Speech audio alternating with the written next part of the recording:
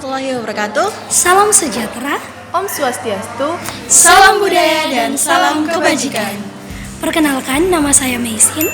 Saya Yuni. saya Indri, kami dari Ilmu Komunikasi 07. Kami akan menjelaskan tentang 9 jenis format berita televisi yang terdiri dari Reader, voice over plus grafik, voice over plus sound tape, package, live on tape, live on cam, dan live by phone. Untuk penjelasan lebih lanjut, simak video berikut ini. Yang pertama adalah Reader. Reader merupakan format berita televisi yang paling sederhana, di mana presenter hanya akan membacakan berita saja tanpa adanya video pendukung. Berikut contohnya. Kita ke informasi pertama, pemirsa. Ibu kota Italia, Roma, seketika menjadi kota mati setelah pemerintah setempat memutuskan untuk menutup seluruh negara untuk mencegah meluasnya penyebaran virus corona. Hingga kini kasus positif COVID-19 di Italia mencapai 10.149 kasus. Jumlah ini menjadikan Italia sebagai negara kedua dengan kasus corona terbanyak setelah Cina. Yang kedua adalah voice over. Di sini, seluruh naskah berita akan dibacakan oleh presenter yang kemudian diikuti oleh video pendukung. Berikut contohnya. Gempa mengguncang Kabupaten Sukabumi, Jawa Barat dengan magnitudo 5. BMKG mengklaim gempa ini tidak berpotensi tsunami. Gempa 5 magnitudo tersebut berkedalaman 10 km terjadi pada 10 Maret 2020 pukul 17.18 waktu Indonesia Barat. Lokasi gempa 13 km timur laut dari Kabupaten Sukabumi. BMKG mengimbau pada masyarakat untuk berhati-hati terhadap gempa bumi susulan yang mungkin terjadi. La ilaha illallah Muhammad Rasulullah. Allahu Akbar, ya Allahu Akbar. Astagfirullahaladzim, la ilaha illallah Muhammad Rasulullah. Allah. Yang ketiga adalah voice over plus grafik. Di sini, presenter akan membacakan seluruh beritanya yang didukung oleh adanya visual berupa grafik. Berikut contohnya. Bank Indonesia menetapkan kurs tengah di hari Kamis di level Rp13.787 per US dollarnya.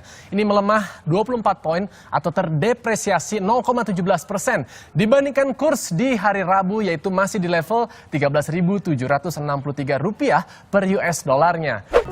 Yang keempat adalah voice over dan sound on tape, di mana format jenis berita ini menggabungkan antara voice over dan sound on tape. Presenter hanya akan membacakan lead in dan isi tubuh beritanya saja, kemudian disusul dengan video wawancara dengan narasumber sebagai bukti penguat dari berita yang telah dibacakan sebelumnya. Berikut ini contohnya.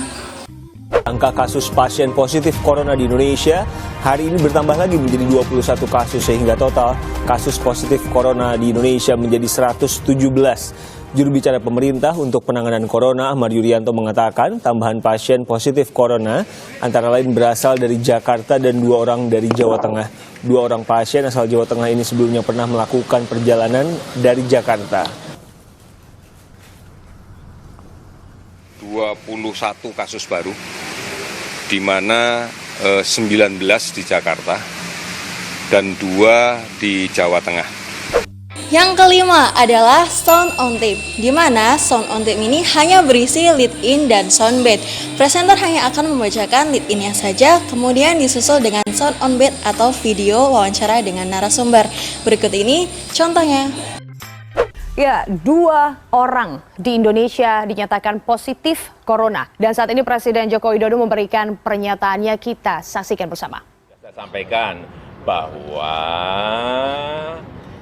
yang Jepang ini ke Indonesia bertemu dengan anak yang anaknya ibu tadi yang berumur 31 tahun dan ibunya yang berumur 64 tahun. Dua-duanya positif corona, itu ada di Indonesia.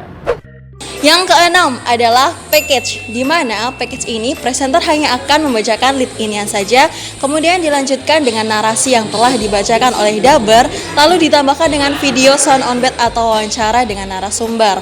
Format ini dipilih apabila data yang telah dimiliki sudah lengkap. Dan berikut ini contohnya. Bencana yang menimpa Sulawesi jadi perhatian dunia. Sederet tokoh dunia pun menyampaikan dukanya, seperti Presiden Amerika Serikat dan juga Sekjen PBB. Tidak hanya pemimpin dunia, legenda sepak bola Inggris David Beckham pun menyampaikan rasa dukanya. Begitu pula beberapa klub sepak bola Eropa.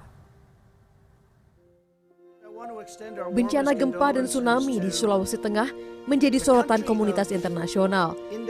Presiden Amerika Serikat Donald Trump turut menyampaikan pesan duka bagi Indonesia yang kini berupaya menanggulangi dampak bencana. Trump pun mengatakan telah mengirim tim reaksi cepat untuk memberikan bantuan kemanusiaan.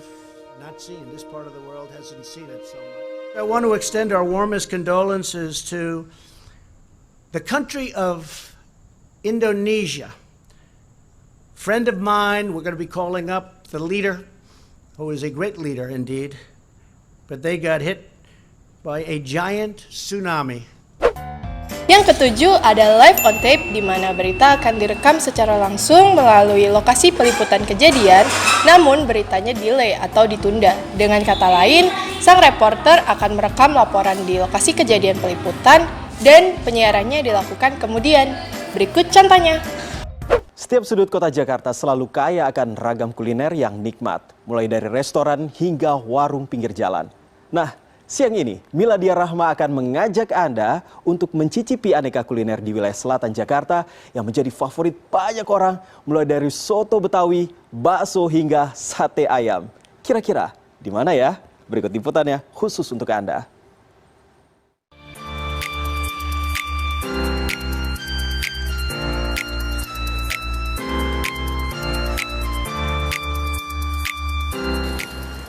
Siang. Nah ini pas banget ya, sudah masuk waktu makan siang, perut saya udah keroncongan, Anda juga kan. Nah saya tuh kepikiran siang ini pengen makan sesuatu yang berkuah, yang sedap gitu ya, yang pedes, yang nendang gitu. Kira-kira apa ya yang cocok ya?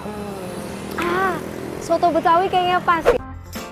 Yang kedelapan ada live on cam, di mana berita akan disiarkan langsung dari lokasi peliputan kejadian. Lalu biasanya presenter akan membacakan lead-in dan hasil laporan dari lapangan tadi. Berikut contohnya.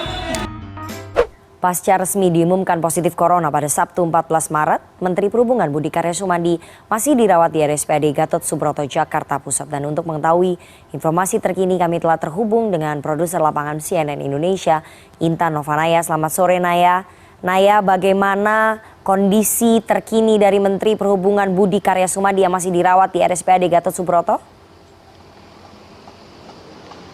Ya, selamat sore Rifana dan juga pemirsa. Memang kondisi dari Budi Karya Sumadi berdasarkan informasi dari Wakil Kepala RSPAD saat ini semakin membaik, namun masih dalam perawatan intensif di ruang isolasi RSPAD Gatot Subroto. Dan sejak pagi tadi memang berdasarkan pantauan kami terlihat sejumlah menteri dari Kabinet Presiden Joko Widodo telah datang ke RSPAD untuk mengecek kesehatannya. Itu berdasarkan instruksi dari Presiden untuk menginstruksikan ke seluruh menteri kabinetnya untuk memeriksakan kesehatan. Yang terakhir ada live by phone, di mana berita akan disiarkan langsung melalui tempat kejadian peliputan, lalu presenter akan tetap melakukan penyiarannya di studio dan akan ada beberapa informasi yang disampaikan melalui media telepon. Berikut contohnya. Dan untuk mengetahui perkembangan jelang pidato kenegaraan Presiden Amerika Serikat, kita terhubung lewat sambungan telepon dengan jurnalis VOA Nova Purwadi dari Washington DC, Amerika Serikat. Ya Nova, selamat pagi waktu Indonesia. Topik apa saja yang menjadi perhatian kubu Republik khususnya Presiden Donald Trump?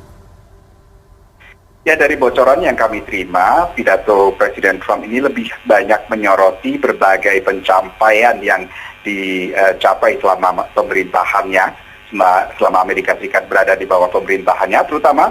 Terima kasih telah menyaksikan video ini. Semoga video ini bermanfaat. Assalamualaikum warahmatullahi wabarakatuh. Bye-bye.